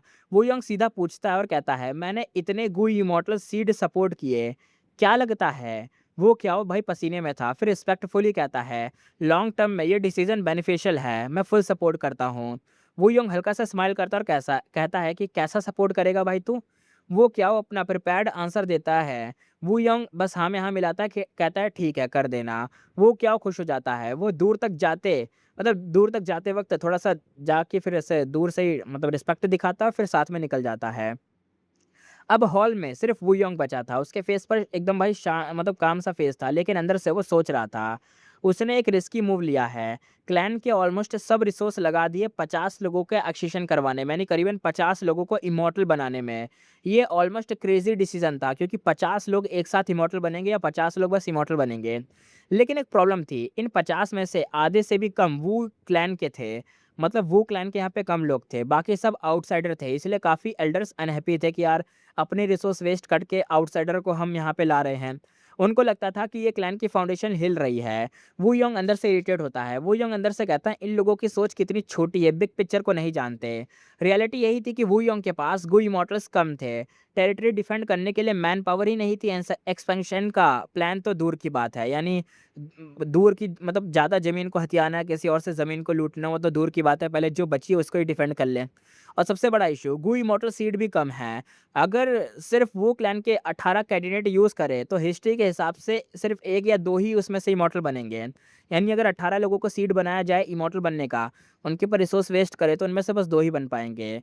वू यंग अंदर से कहता है 1 या 2 इमॉर्टल से क्या ही होगा भाई? उसकी एम्बिशंस बहुत बड़ी थी, इसलिए उसने रिस्क का डिसीज़न लिया। आउटसाइडर को ही रिक्रूट कर लिया जो इमॉर्टल बनने का मतलब दम रखते थे। सबको इक्वल सपोर्ट दिया, लेकिन एल्डर्स इस बात से अपोज़ कर रहे थे क्योंकि उन्हें पर्सनल बेनिफिट अफेक्ट हो रहे थे, उनको पर्सनल बेनिफिट नहीं हो रहे थे। वू यंग डीप सोच में कहता है, अंदर से सोचते हुए, अब सिचुएशन बदल चुकी है। अब सिर्फ साउथर्न बॉर्डर से थ्रेट नहीं है, अब पूरे 5 रीजन एनिमी बन चुके हैं और सबसे डेंजरस यहाँ पे सेंट्रल कॉन्टिनेंट है। वो एक अजीब सा लुक देता है और कहता है, सेंट्रल कॉन्टिनेंट और उनका सेक्ट सिस्टम। अब आगे देखते हैं। वो योंग अपनी फोर साइड से ऑलरेडी समझ चुका था कि सेक्ट सिस्टम ज़्यादा सुपीरियर है, इसलिए उसने आउटसाइडर को सपोर्ट करा और उन्हें वो क्लैन के एक्सटर्नल सुप्रीम एल्डर तक बनाया। लेकिन इतनी प्रेस्टीज के बाद भी उसको अपोजिशन मिल रहा था, नहीं लोग उसके खिलाफ जा रहे थे। तो बाकी सुपर फोर्सेस की हालत तो और ख़राब होगी, वो लोग तो और गुस्सा कर रहे होंगे, शायद फ़ायदा भी उठा लें। वू योंग ने स्मार्ट पॉलिटिकल मूव लिया था, माउंटेन मूविंग ओल्ड मॉन्स्टर को डिप्लॉय किया और वू क्याओ का सपोर्ट दिया। मतलब वू क्याओ को सपोर्ट दिया, जिसको पहले सपोर्ट नहीं मिलता तब उसको सपोर्ट दिया। माउंटेन मूविंग आउटसाइडर था, इसलिए अपनी पोजीशन सिक्योर करने के लिए वो फुल सपोर्ट देगा आउटसाइडर कैंडिडेट्स को। और वो क्या स्मार्ट था, उसने सिचुएशन समझ ली थी। वो क्या अंदर से कहता अगर मुझे वापस पावर चाहिए तो वू योंग का साइड लेना पड़ेगा, चाहे वो एग्री करे या नहीं करे। उसने वू योंग का सपोर्ट तो चूज किया ही था। इस तरह वू योंग ने इंटरनल कॉन्फ्लिक्ट को कंट्रोल ले लिया था। वू योंग अंदर से सोचता और कहता है, इनमें से 5 से 6 लोग इमॉर्टल बनेंगे। काश एक क्यूआई पाथ गो इमॉर्टल बन जाए, तब हू लैंड यूज हो सकता है। अगर फ्यूचर में मैं 8 फेस्ड प्रेस्टीज वाइंड रिफाइन कर लूं और हू लैंड भी हो, तो वो क्लैन टॉप सुपर फोर्स बन जाएगा। उसका मूड बेटर हो जाता है सब सोच के। वो हू लैंड को बहुत हाई वैल्यू देता था। अगर वाइंड पाथ में इन्वेस्टेड एक मतलब एक तरीके से वो ना होता वाइंड पाथ के अंदर, तो वो शायद क्यूआई पाथ में ही शिफ्ट कर लेता। वू जी ने क्यूआई पाथ चूज नहीं करा, इससे वू योंग थोड़ा सा डिसअपॉइंट हुआ। हू लैंड का इंपॉर्टेंस इतना था कि एक प्रॉपर किलर मूव बन गया तो उसका मतलब यूजर जो होगा जिसके पास से किलर मूव होगा ऑलमोस्ट एक हाफ वेनरेबल लेवल तक पहुंच सकता है। ये ऑलमोस्ट रैंक 9 इमॉर्टल को जैसा वैल्यू देता था ये हूलैंड, और रैंक 9 को पाना ऑलमोस्ट इम्पॉसिबल है।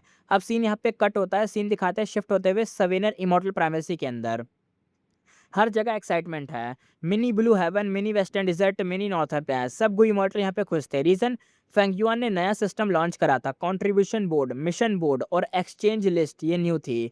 एक्सचेंज लिस्ट देखते ही सब शॉक हो जाते हैं। उसमें से मतलब उसके अंदर ना रैंक 6 से रैंक 7 के इमॉर्टल गो थे, किलर मूव्स थे, बैटलफील्ड थी, फॉर्मेशन, एशियन फॉर्मेशन, सब कुछ था। रेसिपीज, काउंटलेस इमॉर्टल मटेरियल सब थे, सब अवेलेबल थे। सिर्फ कंट्रीब्यूशन पॉइंट चाहिए और सब ले सकते हो। लांगे लैंडस्पीड भी शॉक में था। लांगिया कहता है इतनी वेल्थ मैंने कभी देखी भी नहीं है। दूसरे गु इमॉर्टल कहता है रैंक 9 लेवल के मूव्स भी हैं भाई यहाँ पर तो। टोटम किलर मूव क्या होता है भाई, ये तो कुछ नया लग रहा है totem killer move. Variant humans alliance वाले भी शॉक्ड थे। एक गु इमॉर्टल कहता है इमॉर्टल गु एक्सचेंज हो सकता है, ये सपना है क्या? दूसरा कहता है नॉर्मली इमॉर्टल गु बनाना ही ऑलमोस्ट इम्पॉसिबल होता है और यहाँ तो कंट्रीब्यूशन पॉइंट दो और इमॉर्टल को एक्सचेंज कर लो। तीसरा कहता है यहाँ बस पॉइंट चाहिए भाई, मजा आ गया। सबको रियलाइजेशन होता है कि फेंगयुआन के अंदर रहना भाई जैकपॉट था। मतलब उसके अंदर मीन्स सवीना इमॉर्टल बॉडी के अंदर, और उसके अंडर काम करना मीन्स उसके लिए काम करना। दूसरा गु इमॉर्टल कहता है हमारी फ्यूचर तो ब्राइट होगी। तीसरा कहता है मास्टर हमें ग्रो करवाना चाहता है। तीसरा कहता है ऐसी वेल्थ किसी फोर्स के पास नहीं होगी। सब एक्साइटेड हो जाते हैं, कुछ लोग तो खुशी में रो पड़ते हैं। फिर सब मिशंस बोर्ड चेक करते हैं। पहले उनको काम करना पड़ेगा, लेकिन उनको पहले ऐसा लगता था जो काम करते थे बोरिंग था, लेकिन जब उन्होंने देखा कि भाई भले बोरिंग काम है लेकिन रिवॉर्ड भी तो देखो, सब अब चेंज हो गया था। एक गु इमॉर्टल शॉक में कहता है, क्या ये क्या टास्क है? एक बंदा कहता है फेंगयुआन खुद ट्रिब्यूलेशन प्रोटेक्ट करेगा और हमें इतने पॉइंट्स भी मिलेंगे। आगे देखते हैं। फेंगयुआन चुपके से अपने सबॉर्डिनेट के रिएक्शंस को ऑब्जर्व कर रहा था। एक्सचेंज लिस्ट उसने बहुत सोच समझ के बनाई थी। पहले उसको लगा था कि सवेनियर इमॉर्टल प्राइमेसी के प्रॉब्लम्स टाइम के साथ खत्म हो जाएंगे, लेकिन उल्टा हो गया, ये टाइम के साथ और ज़्यादा डेंजरस हो गए। कभी कभी इतने सीरियस इशू आते हैं कि उसको खुद ही हैंडल करना पड़ता था। फेंगयुआन अंदर से कहता अगर इन गु इमॉर्टल की स्ट्रेंथ 1 या 2 लेवल बढ़ जाए तो सिचुएशन कंट्रोल में आ सकती है, सब कुछ ये हैंडल करेंगे। वो प्रॉब्लम सॉल्व नहीं कर सकता था, सिर्फ उन्हें मैनेज कर सकता था। उसको पता है कि ये लोग क्रेश डिमन केव में उसकी हेल्प नहीं कर पाएंगे। वो एक्सपेक्टेशन ही नहीं रखता इन लोगों से। लेकिन सवेनर इमॉर्टल प्राइमेसी को स्टेबल रखने में हाँ, ये लोग तब काम आएँगे। इनको स्ट्रॉन्ग बनाने के लिए ह्यूज रिसोर्स चाहिए और फेंग युआन के पास शॉर्टेज नहीं थी। उसने काउंटलेस ग्रोट हेवन लूट लिए थे। उसकी रिसोर्स फाउंडेशन दुनिया की ऑलमोस्ट सब सुपर फोर्सेस से ऊपर थी। इवन अगर हेवनली कोर्ट और लॉन्गेविटी हेवन के पास ज़्यादा अक्यूमुलेशन हो, तब भी वो उसका सिस्टम कॉपी नहीं कर सकते। रीज़न, फेंग युआन के पास 4 element square regret blood refinement pool है। वो इजीली रैंक 6 या रैंक 7 इमॉर्टल को बना सकता है। इसलिए उसने कॉन्फिडेंटली एक्सचेंज लिस्ट में इमॉर्टल को भी डाल दिए थे। और अगर फ्यूचर में उसको वो गू चाहिए हो तो सिंपल है, एक तरीके से कंपल्सरी मिशन दे देगा, बंदा मना ही नहीं करेगा और एक्स्ट्रा कंट्रीब्यूशन पॉइंट भी देगा कि भाई जो तेरे पास इमॉर्टल गू है वो मुझे दे दे, बदले में मैं तेरे को कंट्रीब्यूशन पॉइंट दे दूंगा और तेरी हेल्प कर दूंगा। बदले में एक गू दे दे, क्योंकि वो भी जानता होगा कि एक टाइम पर एक ही गू एग्जिस्ट कर सकता है इमॉर्टल वाला। तो वो ये सोचेगा कि भाई फेंग युआन को इस गू की ज़रूरत है, मैं दे देता हूँ और बदले में कंट्रीब्यूशन पॉइंट मिल जाएंगे, कुछ और ले लूँगा। बंदा भी खुश रहेगा। रिजल्ट ये हुआ कि एक्सचेंज लिस्ट देखकर सब वो इमॉर्टल पागल से हो गए थे। सब क्रेज़ी स्पीड में मिशन लेने लग गए और भाई एकदम बीहाइव जैसा हो गया था। एकदम भाई ऐसा होता है ना, शहद के ऊपर मक्खियाँ भिनभिनाती हैं या वो बीस, ऐसे टाइप का हो गया था। लेकिन एक टास्क सबको कन्फ्यूज़ कर रहा था। फेंग युआन खुद ट्रिब्यूलेशन प्रोटेक्ट करेगा। सबको लगा मिस्टेक है कि भाई ये बंदा खुद ही प्रोटेक्शन लेता है ना, मतलब खुद ही अपने आप को प्रोटेक्ट करता है, लेकिन अब फेंग युआन क्यों करेगा? लेकिन कुछ दिन बाद ये भी चेंज हो गया। अब सबका ग्रिड और बढ़ गया, रिवॉर्ड भी हैवी था। शी जोंग सबसे ज़्यादा टाइम एक्सचेंज लिस्ट स्टडी करता। वो एक सीरियस प्रॉब्लम में है। शी जोंग रैंक 7 रॉकमैन ट्राइब का लीडर था। उसका थर्ड ग्रैंड ट्रिब्यूलेशन आने वाली है। ग्रैंड ट्रिब्यूलेशन, हाँ, तभी तो शायद रैंक 8 पे आएगा ना, एक सहनी पड़ेगी। हाँ, सिस्टम कुछ ऐसा था कि हर 10 साल में अर्थी कैलेमिटी आती है, हर 50 साल में हेवेली ट्रिब्यूलेशन आता है और हर 100 साल में ग्रैंड ट्रिब्यूलेशन आता है। ग्रैंड ट्रिब्यूलेशन भाई नाइटमेयर लेवल की चीज़ होती है। हेवेली ट्रिब्यूलेशन तो फिर भी चलो जैसे-तैसे कर ले, दम लगा ले कुछ भी, लेकिन ग्रैंड ट्रिब्यूलेशन ना, ये बहुत मुश्किल है। पहले ही पहले पहले 2 ही उसका कॉन्फिडेंस तोड़ दिया था, अब तीसरी आ रही थी। शी जोंग अंदर से कहता है मुझे इसे डिले करना होगा। वो एक्सचेंज लिस्ट चेक करता है लेकिन कोई सॉल्यूशन नहीं मिलता। शी जोंग कहता है मास्टर के पास मेथड नहीं है, इम्पॉसिबल। उसकी नज़र फर्स्ट टास्क पर टिकी थी। शी जोंग समझ जाता है कि मास्टर हमें इस टास्क लेने के लिए पुश कर रहा है। वो रिस्क लेने का डिसाइड करता है, ओपनली टास्क को एक्सेप्ट करता है। न्यूज़ हर जगह फैल जाती है। एक गुई मॉडल कहता है शी जोंग ने एक्सेप्ट कर लिया वो पहला वाला टास्क है। दूसरा कहता है अगर वो सर्वाइव कर गया तो रैंक 8 बन जाएगा।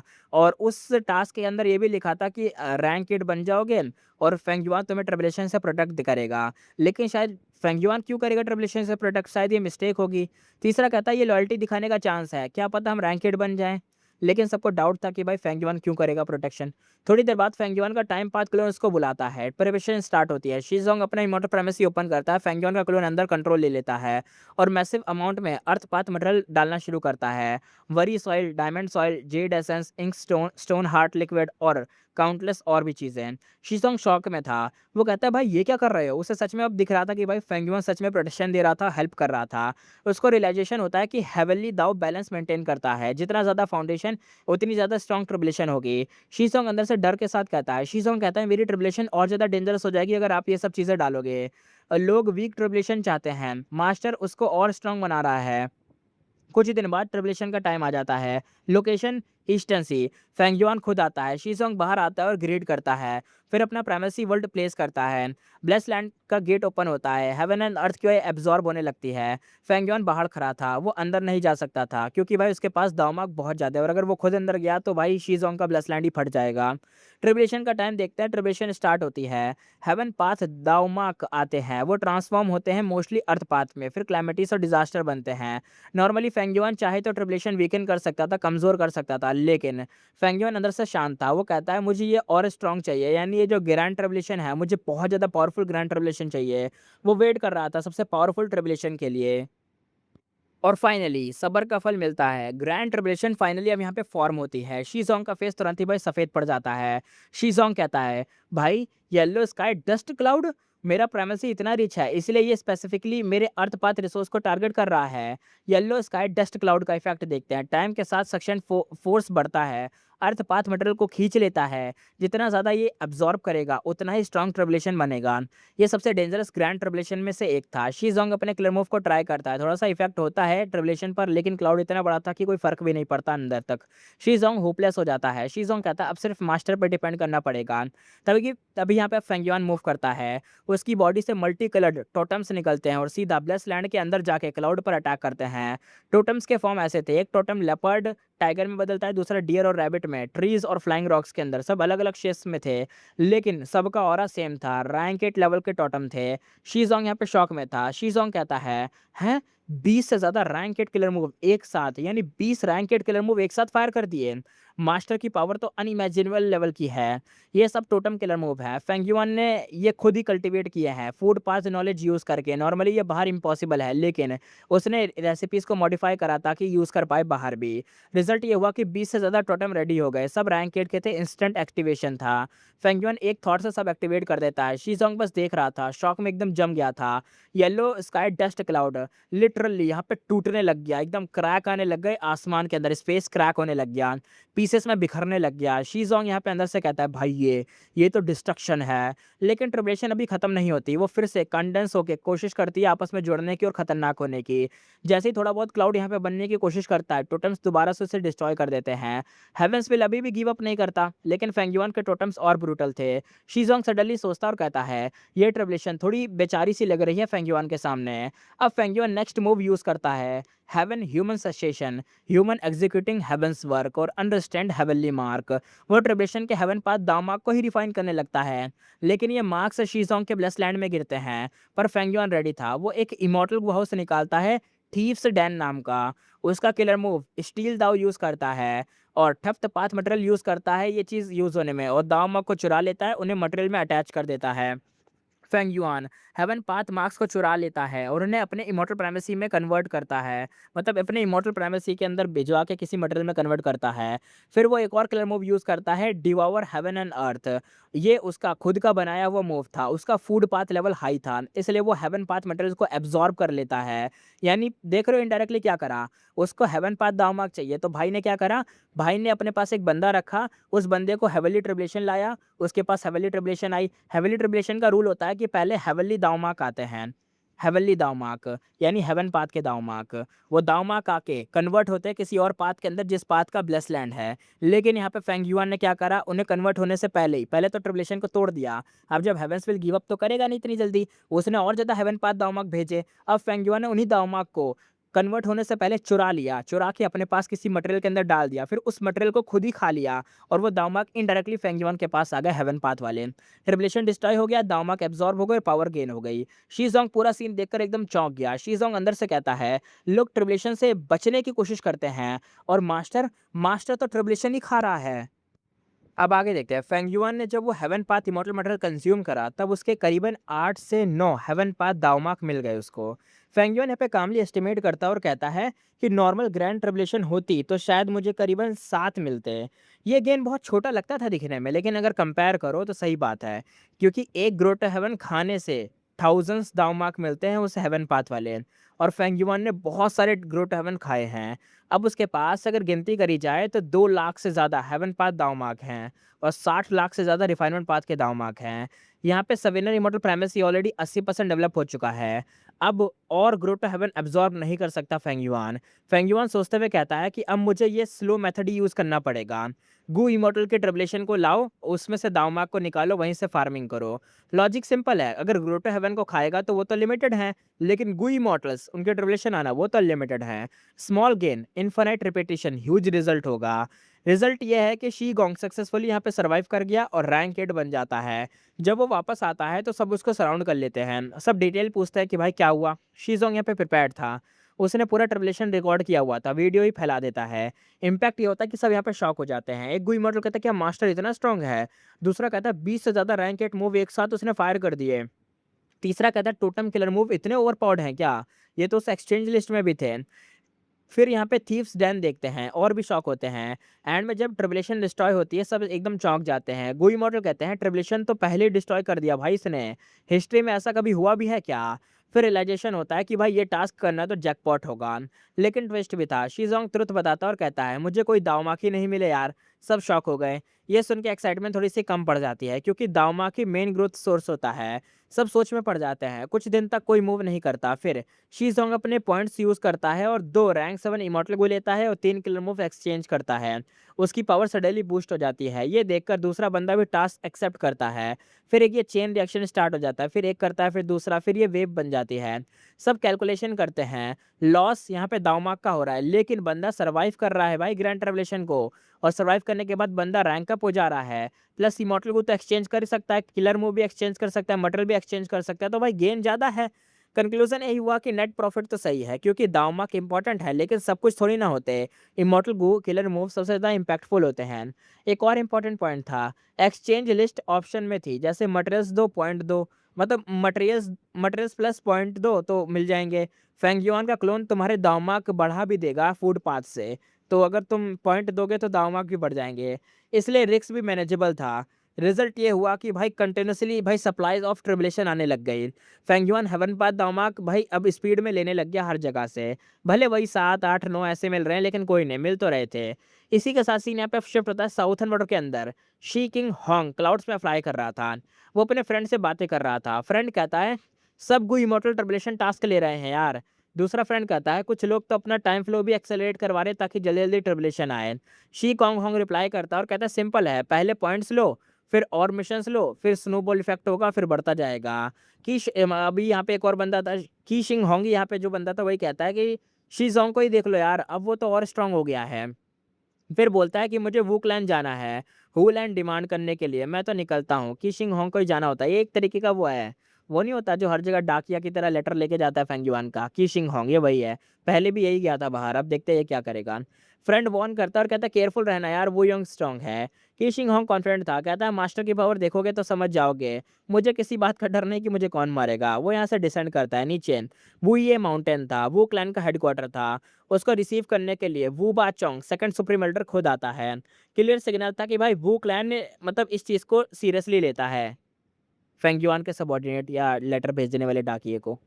सॉरी, वैसे भेजने नहीं, ले जाने वाले डाकिये को, और इंग्लिश में बोले तो इनवॉय कहते हैं इसको। आगे देखते हैं। वो क्लैन हेडक्वार्टर, वो ये माउंटेन पर सीन देखते हैं। वो बाचोंग पोलाइटली कहता है, इनवॉय प्लीज अंदर आइए। वो कीशिंग होंग को अंदर ले जाता है। वो बाचोंग कहता है, आप दूर से आए हैं, प्लीज रेस्ट कर लें। कीशिंग होंग सीधा कहता है, पहले काम की बात करते हैं। वो बाचोंग कहता है, ठीक है, थोड़ा सा वेट करें, फर्स्ट सुप्रीम एल्डर अभी बिजी हैं। कीशिंग होंग पेशेंटली वेट करता है, उसको समझ आता है कि ये प्रोटोकॉल है तो ठीक है। 5 मिनट बाद वू बाचोंग वापस आता है, उसे गेस्ट हॉल में ले जाता है। वहाँ वूयोंग ऑलरेडी बैठा था। किशिंग होंग सीधा भाई मुद्दे पर आता है और कहता है, लॉर्ड वूयोंग, मास्टर की तरफ से एक और ट्रांजैक्शन का प्रपोजल है। वूयोंग हल्का सा स्माइल करता है और कहता है, किस चीज़ का? तो किशिंग होंग समझाता है कि मास्टर हू लैंड खरीदना चाहते हैं। अब भाई इंस्टेंट रिएक्शन देखते हैं। वूयोंग की आंखें एकदम भाई कॉन्ट्रैक्ट हो जाती है, अंदर से किलिंग इंटेंट भर जाता है। वू बाचोंग शॉक में कहता है, क्या? कौन सा हू लैंड? हमारे पास कोई हू लैंड नहीं है। किशिंग होंग बस स्माइल करता है और कुछ नहीं बोलता। वो योंग इंटरप्ट करता है और कहता है, बाचोंग इनफ, रहने दो। वो बाचोंग चुप हो जाता है, लेकिन गुस्सा क्लियर था। किशिंग होंग रिस्पेक्टफुली कहता है, लॉर्ड वू योंग, आपका जवाब क्या है? वू योंग इंस्टेंटली कंपोज था और कहता है, अगर फेंगयुआन ट्रेड करना चाहता है तो हम भी रेडी हैं। किशिंग अंदर से हिल जाता है। वो कहते, इतनी जल्दी, मतलब होलैंड बेचने के लिए रेडी हो गया Wu Yong? Full control of emotion है इस बंदे के अंदर, वू योंग के अंदर। किशिंग होंग प्राइस बताता है, कहता है, मास्टर आपके लिए रैंक 8 इमॉर्टल को रिफाइन करेंगे, 8 फेस्ट प्रेस्टीज वाइंड। वो बाचोंग भाई एकदम फट पड़ता है और कहता है, ये तो इंसल्ट है। हू लैंड ऑलमोस्ट रैंक 9 लेवल का है, और बदले में सिर्फ हमें रैंक 8 गो भी मिलेगा। हाँ, ये क्या बात हुई, और सिर्फ एक ही चीज़ मिल रही है, ये क्या? वो योंग भी एग्री करता है और कहता है, ये थोड़ा सा ज़्यादा है, मतलब ये तो आपका ज़्यादा हो रहा है कि आप ये सब कर रहे हो। कम से कम हमें चीज़ें एक नहीं, रैंक 9 के बराबर वाली वैल्यू दो ना। किशिंग होंग कामली लॉजिक देता है और कहता है, वो क्लैन वाइंड पाथ में स्ट्रांग है sir, qi path foundation weak है आप लोगों की। हू लैंड का रियल यूज़ आप कर ही नहीं पाओगे। वो बादशाह काउंटर करता है और कहता है, फ्यूचर में डेवलप कर सकते हैं भाई, तू इतना क्यों हमारी टेंशन ले रहा है? मैं खुद क्यूआई पाथ शिफ्ट कर सकता हूँ, ये भी तो सोच, ये तो ह्यूज अपॉर्चुनिटी है। किशिंग होंग थोड़ा सा स्माइल करता है, कहता है, बिल्कुल सही, तुम कर सकते हो। फिर वो पॉज़ लेता है, फिर दोबारा से एक डीप टोन में कहता है, लेकिन पहले आपको होलैंड रखना भी तो आना चाहिए, वो तो है। हिडन थ्रेट क्लियर था कि भाई तुम होलैंड को प्रोटेक्शन कैसे दे पाओगे, दम है तुम्हारे अंदर। वो बच्चों का किलिंग इंटेंट एकदम एक्सप्लोड होता है, ऑलमोस्ट अटैक कर देता है। किशिंगोंग कामली कहता है, फाइनल ऑफर है, 3 रैंक 8 इमॉर्टल को रिफाइन करेंगे हम तुम्हारे लिए, बस इससे ज़्यादा नहीं कर सकते। अब साइलेंस छा जाता है। वो योंग यहाँ पे कुछ देर सोचता है, फिर स्माइल करता है और कहता है, डील एक्सेप्टेड। वो बाचोंग शॉक हो जाता है, वो कहता है, फर्स्ट सुप्रीम एल्डर, या क्या कर रहे हैं आप तो? वो योंग कहता है, होलैंड दे दो यार, और रैंक 7 फैन वाइंड गू भी, ठीक है। वो बाचोंग हेल्पलेस हो जाता है। की शिंगहोंग गुस्से से देखता है, फिर ले जाता है। वू योंग हॉल में अकेला रह जाता है। लाइट ब्राइट थी लेकिन उसका फेस डार्क था। वू योंग अंदर से कहता है ह्यूज लॉस हुआ है, बहुत ही गंदा लॉस हुआ है, मजबूरन डील करनी पड़ गई। वू योंग सोचता है और कहता है फेंग युआन को हुलैंड के बारे में कैसे पता चला, पहले तो ये पता करो। क्या कॉन्ग्रेतियान पकड़ा गया फेंग युआन के हाथों? लेकिन वो इन्वेस्टिगेशन नहीं करता। अब मैटर क्लोज हो चुका था भाई, चीज़ ही हाथ से चली गई तो अब क्या बदल लेना। थोड़ी देर बाद वो बचोंग वापस आता है और कहता है क्या हम एम्बुश करें उसके ऊपर? वो योंग हेड शेक करता है और कहता है फेंग युआन ने ऑलरेडी प्रोटेक्ट कर रखा होगा, फालतू का रिस्क कहाँ ले रहे हो यार तुम। वो बचोंग अपने दांत कस लेता है और कहता है हमारी वू क्लैन हूलैंड भी प्रोटेक्शन नहीं कर पाई, बताओ हूलैंड को भी प्रोटेक्ट नहीं कर पाई। वू योंग यहाँ पे हैवी वॉइस में कहता है इस बात को याद रखो, हमारे हेडक्वार्टर में हमें मजबूर करके हूलैंड यहाँ पे बेचवाया गया है, मतलब ज़बरदस्ती बिचवाया गया है। ये मेरी बेइज्जती है और वो क्लैन की भी बेइज्जती है। उसकी आंखों में कोल्ड रिजॉल्व था। वो यूँ कहता अगर फ्यूचर में चांस मिला तो मैं ये इंसल्ट 1000 गुना वापस करूँगा। फेंग युआन, बस वेट करो। इसी के साथ एपिसोड करते हैं ख़त्म, फिर मिलेंगे नेक्स्ट एपिसोड में।